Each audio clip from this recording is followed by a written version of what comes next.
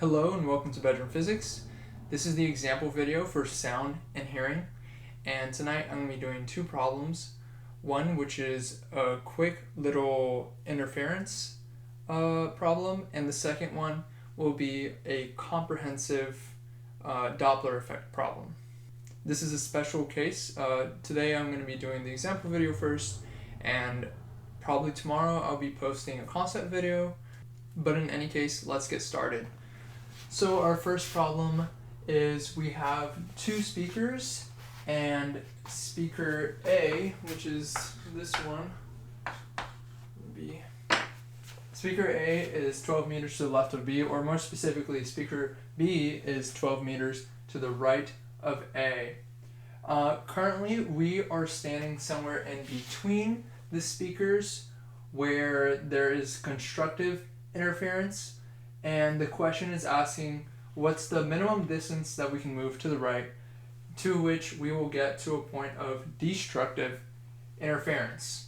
The frequency of the speakers are the same, 688 hertz, and the velocity of sound in the room is 344 meters per second. Okay, so what do we know? We know that x1 minus x2 is equal to some positive integer times lambda, which is the wavelength. And we also know that x1 plus change in x, which is changes in x is going to be the minimum distance that we can move for destructive interference, and minus x2, and since we are adding a change in x to x1, we're going to be subtracting a change in x to x2. So we're doing minus x2, so we're going to end up getting minus x2 plus change in x equals 1/2 plus m lambda, because this measurement of m times wavelength plus wavelength over 2 is when destructive interference happens. From here, we can add up the changes in x, and we're going to get 2 change in x plus x1 minus x2 is equal to lambda over 2 plus m lambda. But we know that x1 minus x2 is equal to m lambda.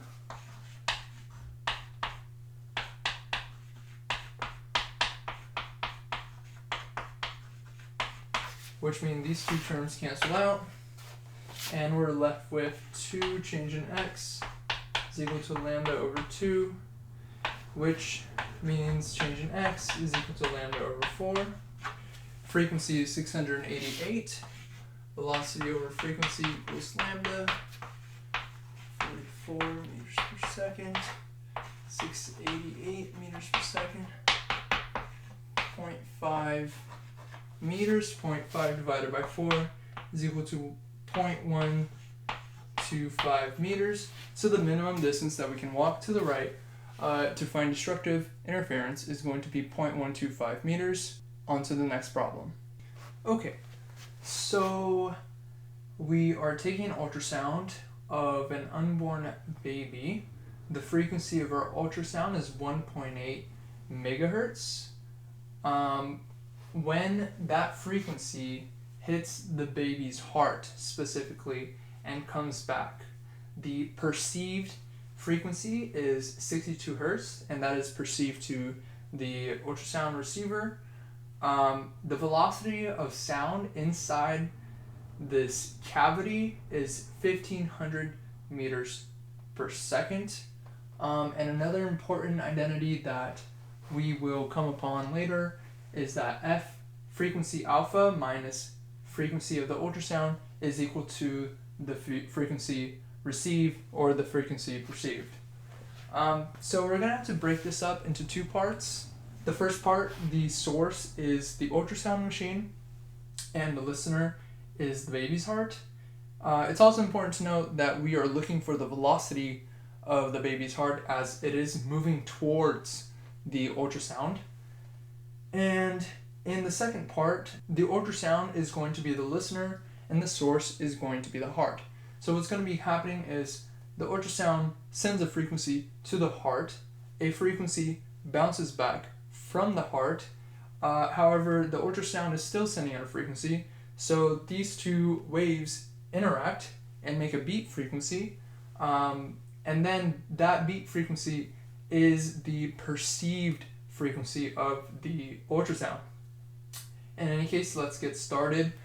So for our first diagram, we want to find the frequency of the listener, or what the listener observes. So that's going to be F of the heart, which is the one that the unborn baby's heart observes. And it's going to be equal to velocity of sound in the cavity. And the heart is moving towards the source, so that's going to be a positive V, what should we name it? I suppose V of H. And underneath we're going to have the velocity of sound. Of course our source is not moving, so the next term is just going to be 0 times the frequency of the source, which is Fu. This is our first phase.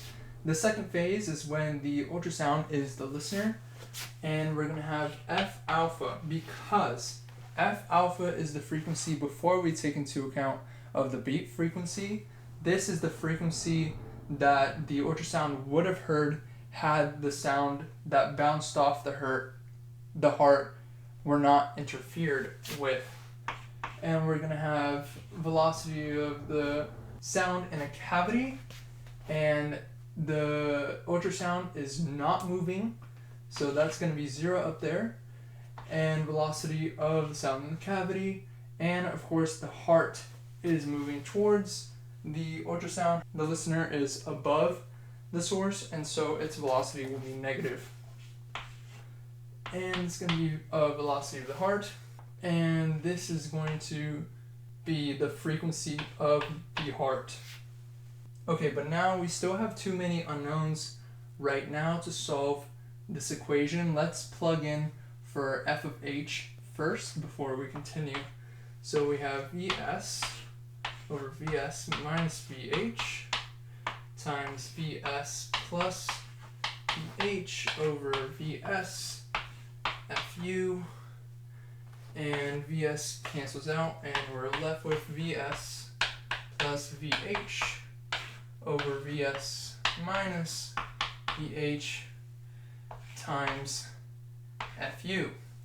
Now we know that in order to get the beat frequency or the perceived frequency, we have to subtract Fu from F alpha, so let's go ahead and do that. Fr is equal to Vs plus Vh over Vs minus Vh, and let's make that minus 1 Fu. Okay, now we just need to solve for Vh. We know all the values here. Now all we have to do is a bit of algebra. So Fr over Fu plus 1 is equal to Vs plus Vh over Vs minus Vh, which is going to be, let's see, Vs Fr Fu plus 1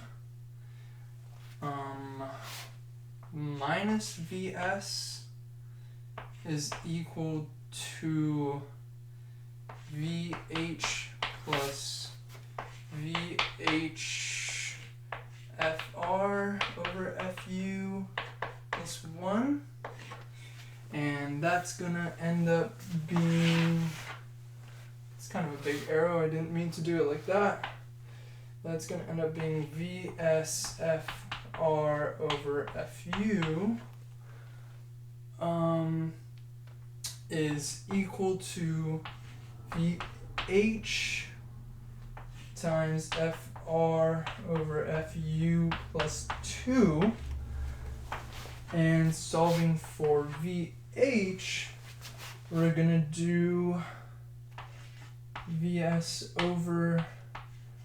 times FR over FR plus 2FU is going to be equal to VH, which is going to be approximately 0.0258 meters per second. Well, that's all the problems that I have for you guys for now.